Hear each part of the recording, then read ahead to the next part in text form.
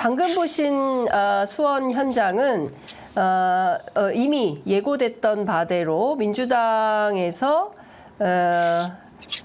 구치소, 그러니까 수원구치소장 면담, 그러니까 민주당의 정치검찰 사건조작 특별대책단 차원에서 기 문제가 되고 있는 이화영 전 평화부지사 관련된 소위 얘기하는 검찰청 술판 의혹 사건과 관련해서 이화영 전 부지사 그리고 수원구치소장 면담을 신청한 상태였는데요.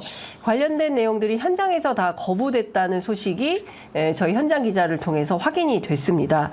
그래서 현장에 있는 민형배 단장을 포함해서 주철현, 박균택, 김기표, 노종면, 이성윤 이번 신임 당선자들이 왜 갑자기 접견이 불허된 것인지 그 경위를 따지겠다 해서 지금은 구치소 안으로 들어간 상태인데요. 잘 아시는 것처럼 구치소 안은 촬영이 금지가 되어 있습니다. 그래서 현장 기자들은 구치소 바깥에 카메라를 놓고 대기 중인데요. 그것은 저희가 현장 화면을 PIP로 저희가 보여드리도록 하겠습니다.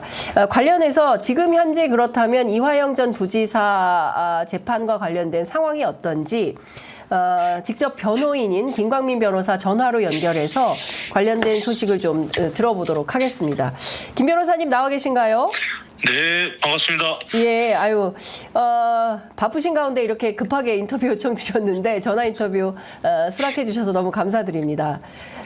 지금 먼저 앞서 설명드린 대로 민주당의 정치검찰 사건 조작 특별대책단 차원에서 오늘 접견을 할 예정이었는데요. 현장에서 불허가 됐다고 합니다. 종종 이런 일들이 좀 있습니까? 일반적인 경우는 아니죠. 특히나 국회 차원에서 이렇게 주차대한 사안에 대해서 아마 뭐 사전 협의가 어떻게 되는지 모르겠지만 그 국회 차원에서 그 요청한 사안에 대해서 현장에서 거부하는 것은 일반적인 사례는 아닌 걸로 보입니다. 네, 그렇군요. 어찌됐든 지금 그 수원구치소 측의 입장은 구치소장 그리고 이화영 전 부지사 접견이 둘 다 불허다. 그리고 도저히 이 관련된 내용을 민주당 측에서 도저히 수용할 수가 없어서 일단 안으로 들어가서 불허 경위를 살펴보겠다라는 게 입장이고 불허 경위를 살핀 후에 다시 나와서 관련된 내용을 기자들에게 브리핑을 해주겠다 이런 입장인 것 같습니다.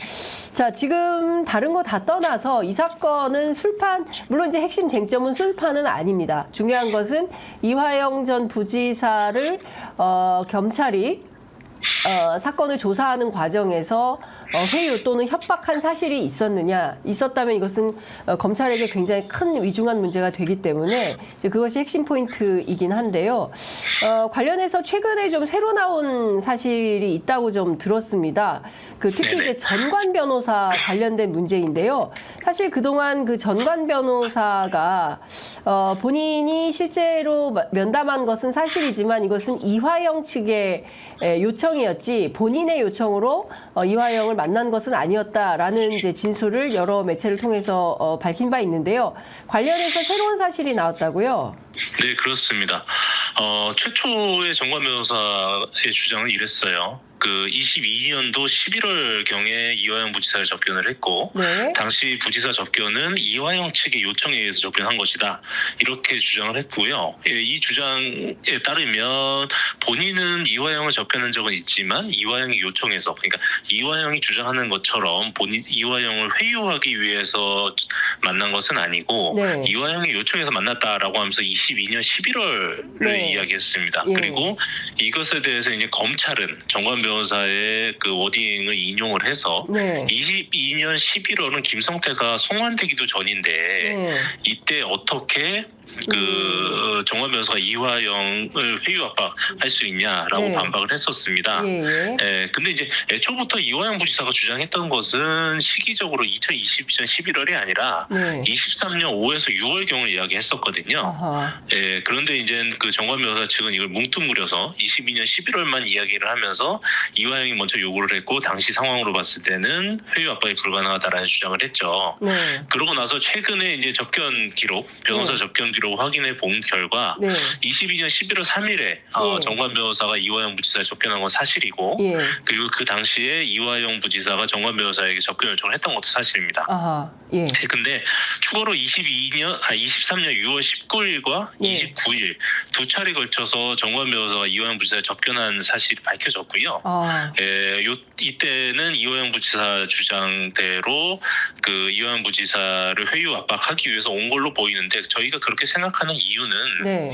이화영 부지사가 이제 본인이 허위로 진술했다고 주장하는 내용, 그러니까 이재명 그 당시 지사에게 보고했다. 19년 7월 29일 10시에서 11시경 보고했다라는 허위 진술을 한 그 날짜가 23년 6월 30일입니다. 네. 예, 근데 아하. 그 하루 전인 6월 29일 날 접견을 와서 보통 일반적으로 변호인 접견 한 30분 정도로 잡히는데 예. 이날은 76분을 접견을 하고 갔어요. 아. 예, 상당히 길게 접견을 하고 갔고 네네. 접견한 다음 날 바로 그 이화영 부지사의 결정적인 이재명 당시 지사에 대한 결정적인 진술이 나왔고 예. 여기에 추가해서 그 해당 변호사가 예. 모 기자와의 인터뷰에서 네. 그 비슷한 시기에 예. 검찰에 본인이 찾아갔다가 예. 우연히 이화영 부지사를 만나서 예. 차 한 잔 한 게 한두 번 있다라는 진술도 있었습니다. 네. 그래서 이런 추가로 밝혀진 진술을 봤을 때는 그 본인이 그 민감한 시기, 그러니까 23년 네. 5월 6일날 이화영 부지사를 집중적으로 만났다는 걸 가리기 위해서 예. 22년 11월에 만난 사실만 공개하지 하고. 않았나라는 생각이 듭니다. 예. 그러니까 지금 중요한 포인트는 이 전관 변호사가 이화영 전 부지사를 접견한 것은 모두 3차례. 접견 네네. 기록에 따르면요. 그러니까 본인 주장대로 첫 번째 접견은 2022년 11월 3일 이화영 측의 요청에 의해서 이뤄진 것은 맞고 중요한 것은 그 이듬해인 2023년 6월 19일과 6월 29일 두 차례 그리고 마지막 6월 29일 접견일에는 무려 76분이나 접견을 했고 그 다음 날 사실상 이화영 부지사의 진술이 변경된 이재명 대표에게 보고 이런 등등과 네네. 관련된 발언이 나온 거다. 그러니까 이 상관관계를 무시할 수가 없는 거다. 그렇습니다. 예, 라는 말씀을 좀 주신 겁니다. 네네. 네, 그러면 이제 이 사건 계속 그 중요한 포인트는 검찰이 왜 전관 변호사까지 등장을 해서 이화영 전 부지사의 진술을 회유 또는 협박을 하려고 했었던 것인가 이제 여기에 포커스가 맞춰질 수밖에 없을 것 같은데요. 네네. 예, 그 점은 변호사님 어떻게 좀 의심하고 계십니까? 우선은 해당 변호사하고 김성태 쌍방울 전 회장이 특수관계라는 사실은 몇몇 언론 보도를 통해서도 알려진 바가 있습니다. 네. 특히나 그 해당 변호사는 2014년일 겁니다. 예. 그 김성태 회장에 대한 조사를 직접 했던 검사고 예. 그 해당 사건 이후에 김성태 사실상 법률 조력자 예. 변호사 개업 이후에 예. 법률 조력자로 활동을 했었고 예. 지금 현재 사건 대북 송금 사건 관련해서도 예. 김성태 회장을 적극적으로 조력하고 있는 것으로 알려져 있는 사람인데요. 네. 예. 이런 사람 특히나 이분의 경력을 보면 수원지검장과 부산고검장 출신이에요. 네. 그리고 당시 시점, 그러니까 22년 11월이나 23년 6월 이때 시점을 봤을 때는 예. 퇴직한 지 1년이 채 안 되는, 채 안 되거나 약간 예. 넘는 아주 예. 소위 말해서 따끈따끈한 정관 변호사였던 거고요. 예. 예, 이화영 부지사 입장에서는 네. 22년 11월 3일 접견 이후에 네. 23년 1월 20일경에 김성태가 국내 송환되고 예. 그러고 나서부터 이화영 부지사에게 불리한 진술을 쏟아내기 시작을 합니다. 네. 네, 그러면서 당연히 김성태하고도 더 이상 그 접촉이 불가했고 네. 특히 이 변호사하고도 네. 접촉이 전혀 없었던 상황에서 예. 예, 그 검찰의 회유 압박이 본격적으로 이루어지기 시작했던 네. 23년 5월, 6월 이때 그 김성태의 법률 조력자로 알려지고 최고위층 특히 수원지검장 출신인 정관 변호사가 이화영 부지사를 선임하지도 않은 상태에서 수원지검과 논의가 됐다라는 전제로 나타났다라는 것은 네. 이화영의 입장에서는 네. 이 변호사의 워딩이 주장이 사실상 수원지검 또는 뭐 대한민국 검찰의 주장을 대변한다라고 믿을 수밖에 없는 상황이었다고 봐야겠죠. 네. 근데 이 사건 점점 정말 무슨 영화 속에서나 봄직한 이제 그런 일들이 이제 막 드러나니까 국민들이 도대체 이 사건의 진실이 어떻게 되는 건지 다들 이제 관심을 갖게 되는데요. 이원석 검찰총장이 어제 뭐 동아일보 단독에 따르면 이재명 대표 사건, 특히 이제 대북 송금 사건과 관련해서 본인 임기 안에 이제 넉 달 남았습니다. 9월 안에 모든 수사 마무리하겠다라는 입장을 주변에 피력했다는 건데요. 실제 그 가능성에 대해서는 좀 어떻게 보세요? 저는 우선 뭐 사건이 여러 개가 있잖아요. 예. 여러 개 있지만 지금 이 사건, 그러니까 대북 송금 관련해서 이 조작 사건은 이원석 총장의 임기 내에 충분히 해결 가능하다라고 생각을 하고 있어요. 왜 그러냐면, 지금 이 사안의 핵심은 이제 진술 조작인데, 진술 조작과 관련해서 수원지검 모든 것을 부인하고 있습니다. 특히나 김성태, 방영철, 이화영 이 3명을 같은 날, 같은 시간, 같은 공간에 모아 놓음으로써 그 안에서 그 회유 압박이 만들어졌다. 이러한 내용도 그렇죠. 이 내용마저도 부인을 하고 있는데, 그러니까 이 3명이 만났다라는 사실조차도 인정하지 않고 있는데, 이 사실은 그 확인이 너무나 간단합니다. 오늘 뭐 민주당 그 대책단에서 수원 구치소를 방문했는데, 수원 구치소에서 해당 자료를 전부 다 갖고 있어요. 수원 구치소가 출정 기록만 확인하면 되는 문제이기 때문에. 수원구치소에서 해당 자료를 모두 갖고 있고, 또 더 중요한 거는 수원구치소에서 그 해당 자료를 수원지검에 제출했습니다. 그러니까 수원구치소와 수원지검이 해당 자료를 가지고 있죠. 가지고 있는 상태에서 수원지검은 본인들의 편의에 따라서 자료를 본인들에게 유리한 자료만 공개하면서 이화영 부지사가 거짓말을 하고 있다라고 주장을 하고 있는데, 이 전체 자료, 특히나 뭐 전체 자료의 공개가 어렵다고 하면 23년도 5월에서 7월달 이 3달치의 자료만 공개를 해도 소위 말하는 그 세미나가 이루어졌는지 이루어지지 않았는지는 명확하게 구분할 수가 있습니다. 그렇기 때문에 지금이라도 그 검찰총장이 지시해서 수원지검이 확보하고 있는, 사실은 이 확보 과정에서도 저는 좀 불법성이 있다라고 보는데, 그 부분을 차치하더라도 수원지검에서 확보하고 있는 이 3명의 출정 기록을 공개해라. 혹은 3명의 출정 기록을 확인해서 실제로 세미나가 있었는지 밝혀라. 라고 지시만 한다고 하면 지금 당장이라도 해결될 수 있는 사안이라고 생각합니다. 오늘 내 사이에 또 출정 기록만 보면 사실 오늘 민주당의 이 대책단이 수원구치소에 가서 확인해야 될 것은 수원구치소가 갖고 있다는 그 출정 기록이네요. 그렇습니다. 근데 이 부분에서 제가 좀 한 가지 말씀드리고 싶은 게 있는데요. 우선 뭐 제가 그 취재 편의점에서도 얘기했던 부분이긴 한데, 이 부분에서 이미 법원에서 공개를 명령을 했어요. 명령을 했는데 수원구치소가 해당 법원의 해당 문서 공개하라는 해당 문서를 분실했다라는 사유로 공개를 하지 않고 있고. 아니 출정 기록을 어떻게 분실을 합니까? 출정 기록을 분실했다는 건 아니고요.